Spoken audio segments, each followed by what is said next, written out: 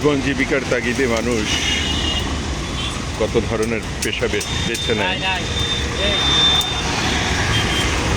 তবে এই পেশাটি পাথর যুগের পরে যখন মানুষ ধাতব যুগে প্রবেশ করে, সেই ধাতব যুগের সময় থেকে এই পেশাটি মানুষের সাথে ওতপ্রোতভাবে জড়িয়ে আছে। ধাতব যুগে প্রবেশ করার পরে মানুষ খুব দ্রুতভাবেই নিজেদের জীবনের পরিবর্তন ঘটাতে সক্ষম হয়, কারণ তখন ধারালো অস্ত্র তৈরি করা শিখে গেছে, শিকার করতে সহজ হচ্ছিল, তীর ধনুক বানানো সহজ হচ্ছিল এবং অন্যান্য কঠিন কাজগুলো করা সহজ হচ্ছিল তাদের জন্য। সেই থেকে আজ পর্যন্ত এই পেশায় যুক্ত আছে বহু মানুষ। কাজটি খুবই কঠিন। দা, বটি, ছুরি, চাপাটি কিংবা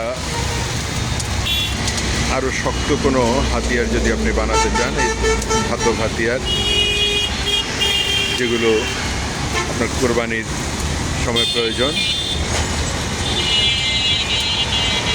সেগুলো এখান থেকে তৈরি করা যায়।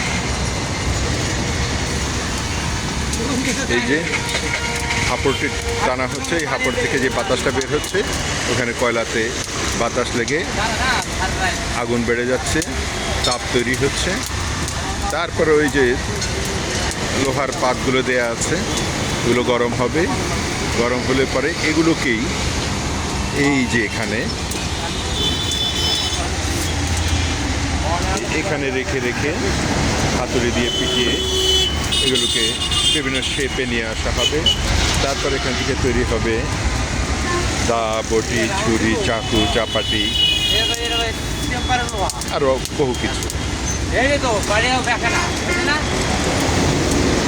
মাত্রই শুরু করেছে। আমি একটি বটির অর্ডার দিয়েছি, মাত্রই আগুন দিয়েছে। আস্তে আস্তে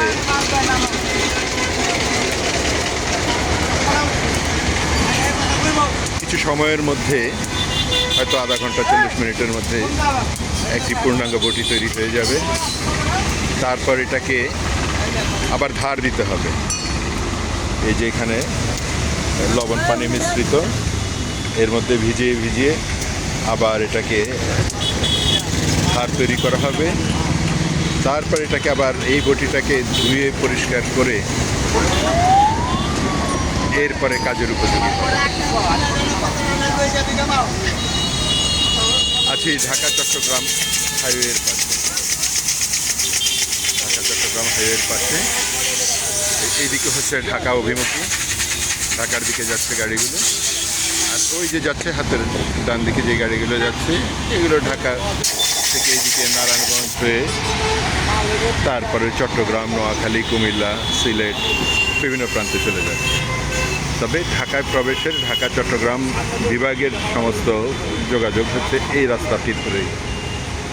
এর পাশেই এই যে কামারের দোকান, ওনার এখান থেকে আরও কিছু কাজ করিয়ে নিয়ে গেছি, সে সূত্রে কিছুটা পরিচিত। খুব কঠিন একটি কাজ, এই আগুনে পুড়িয়ে এই শক্ত লোহার পাটটিকে তারপরে পিটিয়ে পিটিয়ে পিটিয়ে এই যে হাতুড়িগুলো দিয়ে, এই হাতুড়িগুলো দিয়ে এটাকে একটা শেপে নিয়ে আসা হবে, বটির শেপে নিয়ে আসা হবে। তারপরে বটির নিচের যে দুটো পা থাকে সেগুলো লাগানো হবে। এই যে এখানে রড আছে, এগুলোকে কেটে এগুলো লাগানো হবে। তারপরে হচ্ছে ধার তৈরি করা হবে, ধার উঠানো হবে। এভাবেই এখানে 4-5 জন মানুষ কাজ করে। এখন কোরবানির ঈদ বলে ব্যস্ততা একটু বেশি, অনেক সকালে কাজ শুরু করেছে।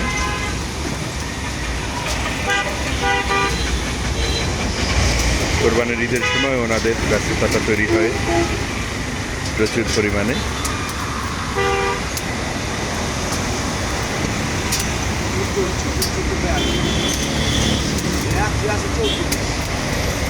ওনারা যখন হাতুড়ি দিয়ে এই গরম লোহার পাতগুলোকে পেটাতে থাকে, সেখানে একটি ছন্দ তৈরি হয়। যে টুংটাং শব্দটি তৈরি হয়, সেটির মধ্যে একটি ছন্দ তৈরি হয়ে যায়। তো এভাবেই সমস্ত কিছুর মধ্যে দিয়ে, প্রক্রিয়ার মধ্যে দিয়ে, ওই যে দেখুন আগুনের তীব্রতা বেড়েছে, এখান থেকে শরীরে আগুনের তাপ লাগছে।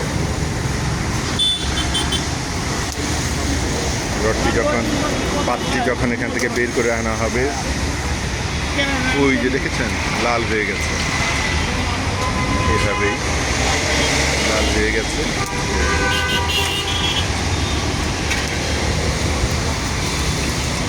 এভাবেই তৈরি হচ্ছে। দেখা যাক, পুরো প্রক্রিয়াটি আপনাদের দেখাতে চেষ্টা করব।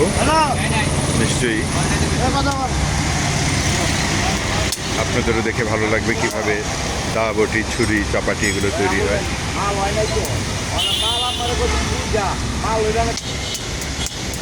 এই যে পাটটি উঠিয়ে আনা হয়েছে, দেখেন কেমন লাল হয়ে গেছে।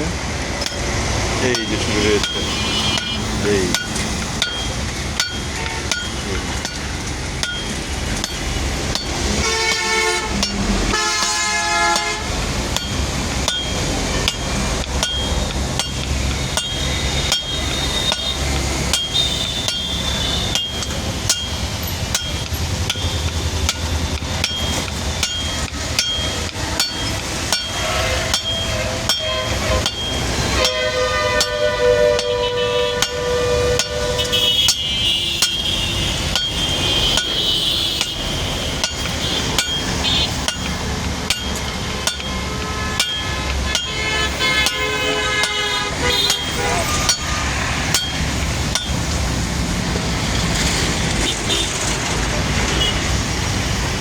দেখতে পেলেন কিভাবে হচ্ছে।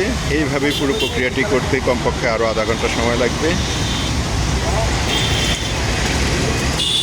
আশা করি বুঝতে পারছেন কীভাবে একটি দা, বটি, ছুরি, চাপাটি তৈরি হয়, কতটা পরিশ্রম করতে হয় মানুষগুলোকে। ধন্যবাদ সবাইকে, ভালো থাকবেন।